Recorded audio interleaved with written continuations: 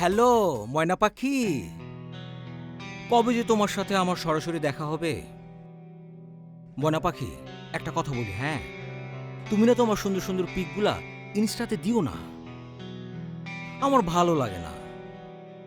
তোমাকে শুধু আমিই দেখব, কেমন? ময়না পাখি, আমি না বাইরে একটা কাজে, আমি তোমাকে পরে ফ্রি হয়ে কল দিচ্ছি। হ্যাঁ, বাই। হ্যালো জান, কতদিন তুমি আসো না? তোমার মনে আছে লাস্ট কবে এসেছিলে? একদিন আসো না সময় করে। আরে আমার বাসা তো ফাঁকাই থাকে, আসো আসো। না আসলে কিন্তু মিস করবা, হারাইবা আমারে, বুঝছো? রাখি জান।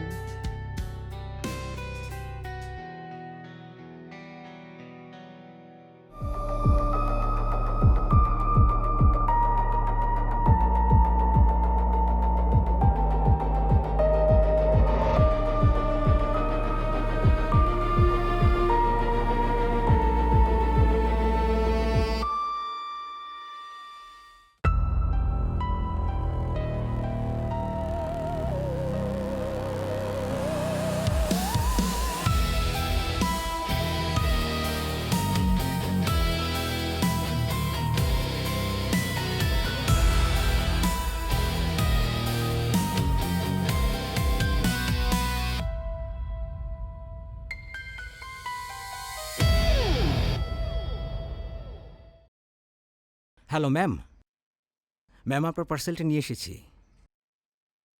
Okay ma'am. এই কেডা তুমি? কি চাও? ম্যামের একটা পার্সেল ছিল, আমারে দাও, আমি দিয়ে দিব। কিন্তু ম্যাম চেক না করেই। গফুর ভাই, বেহেতরি আসতে দেন।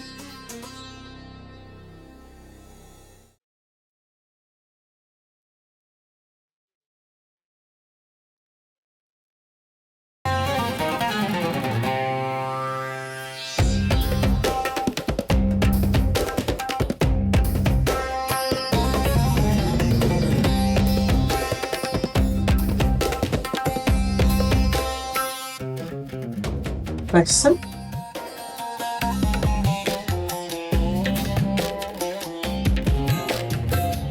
Thank you. আপনি তো একদম ঘেমে গেছেন, ভেতরে আসেন। না না ঠিক আছে ম্যাম, সমস্যা নেই, আমি ঠিক আছে। It's absolutely fine. You can come inside. আমার কোনো সমস্যা নেই ম্যাম। Come.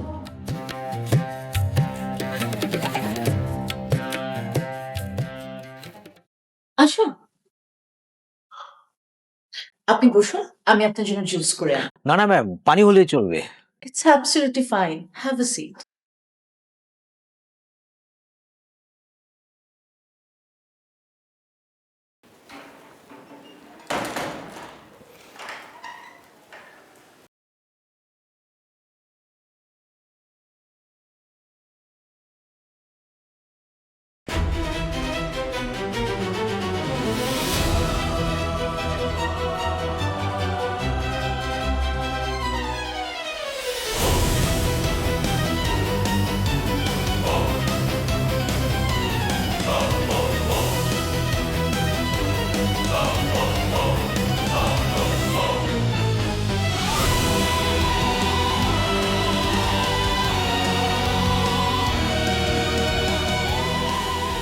আপনি কিছু মনে করেননি তো?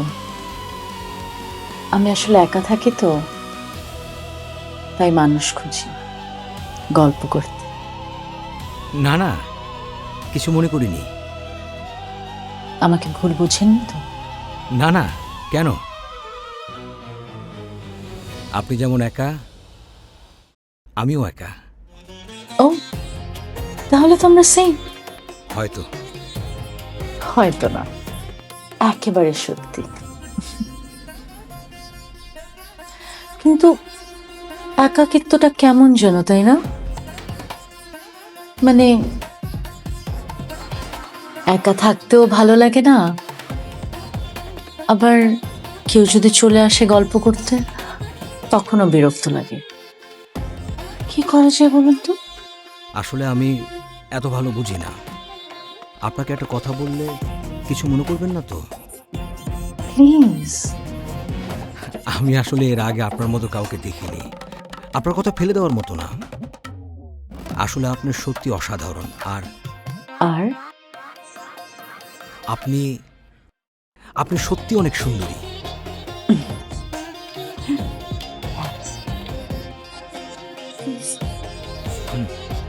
Thank you.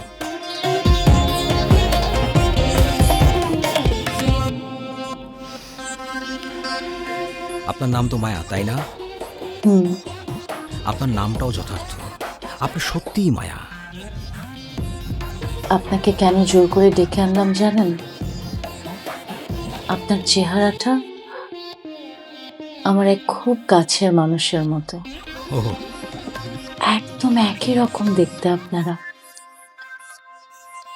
Same to same. তার সাথে আমার কত স্মৃতি, কত আড্ডা, কত কথা। হি was just like you.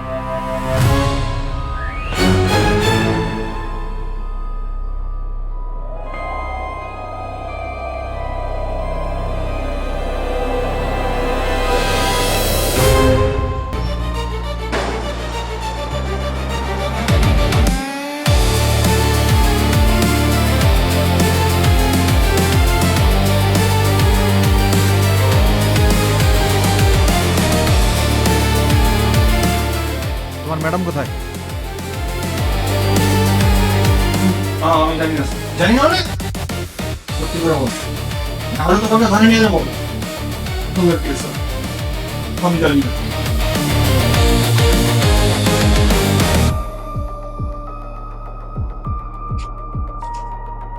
Sir, অপমানের কোনো দোষ নাই। আমি সব ঘটনা খুলে উঠতেছি। আমি ছোটকাল থেকে এই বাড়িতে কেয়ারটেকারের কাজ করে আসতেছি। মা বোনের আমি ছোট বোনের মতো ভালোবাসি। সে খুব ভালো মায়া ছিল। আর এই অবস্থার জন্য দায়ী হইতেছে কোন সালের একটা পিশাচ।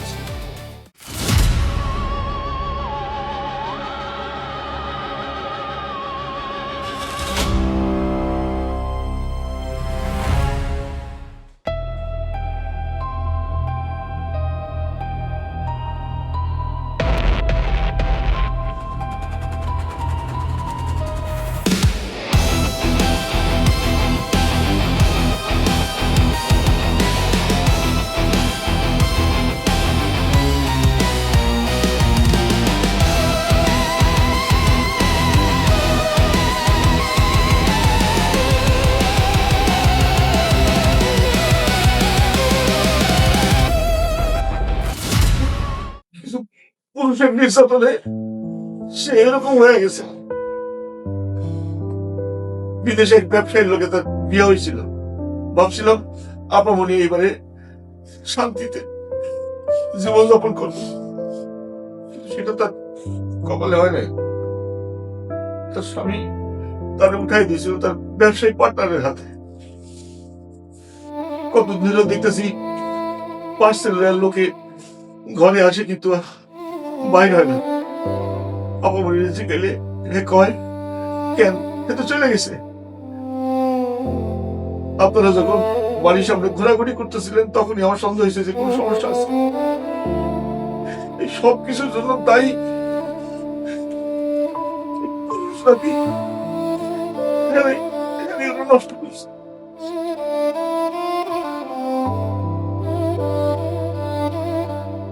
আমার মনে তুই এটা কি কর না, আমার তো কেউ নিল না, আমি কার কাছে যাবো?